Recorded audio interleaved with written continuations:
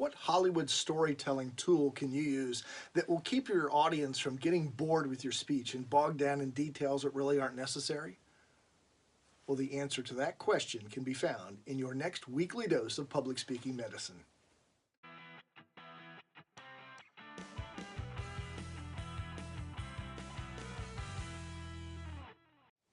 Hi, I'm Michael Davis, your public speaking MD.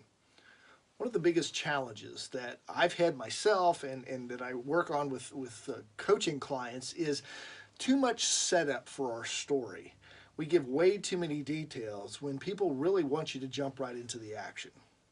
A valuable storytelling strategy that I learned from Michael Hauge, he's a leading Hollywood scriptwriting consultant, is to introduce your audience to the story right before the key action.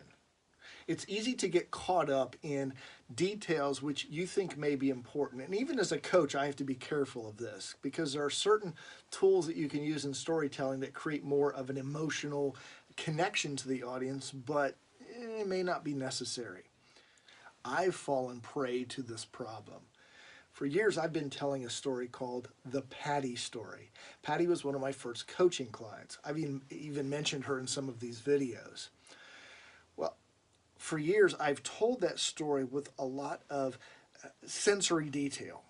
I got this feedback recently from Patricia Fripp. She said, Michael, there's too much detail up front that doesn't matter. Get us into the action as quickly as possible. So here's an example of how I told the story before and how I tell it now. Here's the before.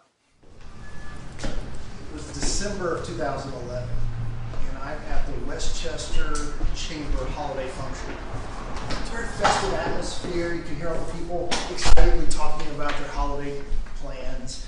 And being a guy, I'm standing over by the food table. And you can smell the cakes, and the cookies, and all the goodies. And they smelled so good you could almost taste them. While I'm standing there enjoying the scene, I noticed out of the corner of my eye this woman approaching me. And she's almost running.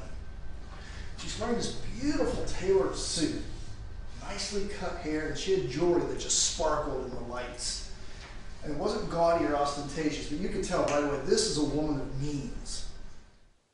Now, you'll notice in the beginning of that version of the story, I gave a lot of sensory detail about the food that tasted or smelled so good that you could almost taste it, and the sounds all around me.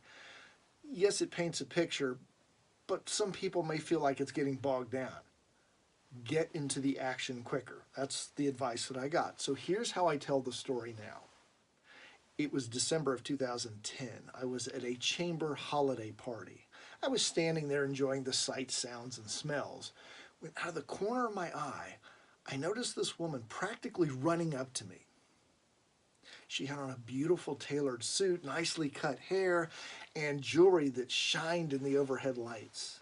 Clearly, this was a woman of means, but the look on her face betrayed her appearance. Now, you heard that part of the story in the first version, but it took me longer to get to it.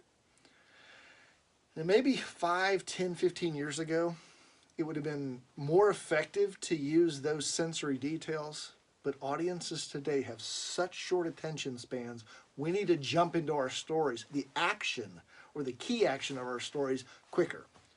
So once again, Patricia, you've offered valuable insight to make a story that was pretty good even better. You can do the same. Jump into your action as soon as possible and introduce us to that action right before the key part of the story. That will grab audience interest and increase the odds that they'll stay with you all the way to the conclusion of that story.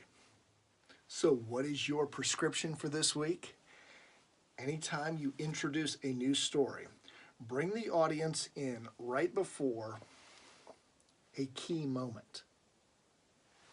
Don't get us bogged down in details, which may be interesting and create a little bit of sensory connection, but don't really move the story forward.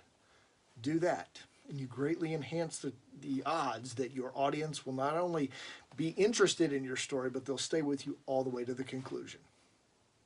I look forward to seeing you in our next weekly dose of Public Speaking Medicine.